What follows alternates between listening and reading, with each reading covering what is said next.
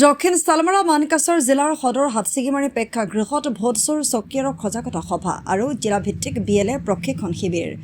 দক্ষিণ শালমাৰা মানকাছৰ জিলা কংগ্ৰেছ কমিটিৰ উদ্যোগত আজি জিলাৰ সদৰ হাটছিগিমাৰী প্ৰেক্ষাগৃহত উক্ত প্ৰশিক্ষণ শিবিৰ অনুষ্ঠিত হয়।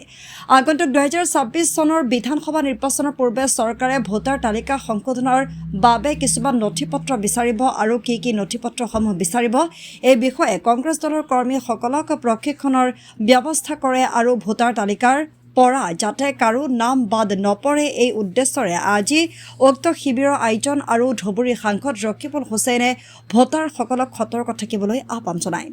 এইপিনে মানকাছৰ সমাজ সেৱক ৰকনুৰ জামান লাবলুৱে আজিৰ এই অনুষ্ঠানত অংশগ্ৰহণ কৰে আৰু উপস্থিত থকা কংগ্ৰেছ দলৰ কৰ্মীসকলক ধন্যবাদ জ্ঞাপন কৰে।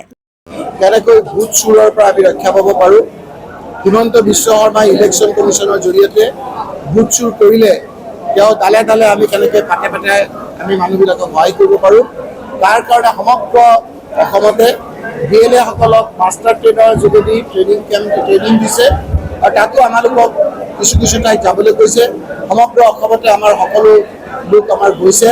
ময়ো আপোনাৰ আজি 4 দিনৰ পৰা বৰপেটা, নগাঁও, মৰিগাঁও, ধুবুৰী আৰু আজি আহি হাটছিগিমাৰী মানকাছৰ পাইছোঁহি আৰু তাৰপিছতে মই গোৱালপাৰালৈ যাম আৰু এই ধৰণেৰে আমি ভোট চুৰ ৰক্ষা কৰিবৰ কাৰণে BLA ট্ৰেইনিং কেম্পত অংশগ্ৰহণ কৰিবলৈ আজি আমি ইয়ালৈ আহিছোঁ। পদৱৰ্তী নাজমল ডাঙৰীয়া যিটো জমিয়তৰ সভাপতি, সেইটো হ'ল ৰাজনৈতিক জমিয়ত।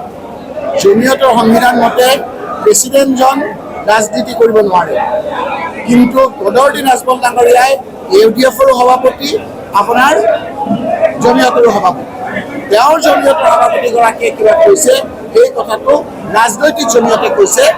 অৰাজনৈতিক জমিয়ত, যি জমিয়তৰ বিভিন্ন ক্ষেত্ৰত অৰিহণা আছে, তেওঁ কোৱা নাই। সেই কথাটো সাধাৰণ ৰাইজে ইতিমধ্যে বুজি উঠিছে। বিজেপিয়েতো একেটা কথাকে কৈ আছে।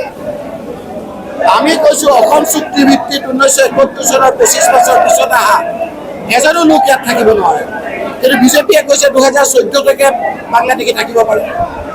তেওঁলোকৰ লগত ভিতৰি কিবা লিংক আছে যেন লাগিছে। যদি ভিতৰি লিংক নাই, যে বিজেপিৰ কথা আৰু তেওঁৰ কথা কেনেকৈ মিল আছে, আমি তেখেতৰ কথাত ঘোৰ নিন্দা কৰিছোঁ, কণ্ডেম কৰিছোঁ। কিন্তু একেটা ধৰণেৰে বিজেপিয়ে সেই কথা কৈছে নে নাই সেই কথাটো স্পষ্ট কৰক।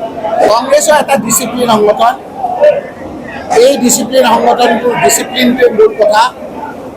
গতিকে আমি যিকোনো শূন্য বিনিময়ত নিষ্ঠাবান যিসকল কংগ্ৰেছ কৰ্মী আছে, সেই লোকসকলৰ আৱেগ অনুভূতিক নষ্ট কৰি যদি কোনোবাই কংগ্ৰেছ কৰিব বিচাৰিছে, সেইসকলৰ বিৰুদ্ধে কঠোৰ ব্যৱস্থা লোৱা হ'ব। আপোনালোকে সময়ৰে অপেক্ষা কৰক, ইয়াতো এই কথা দেখা পাব।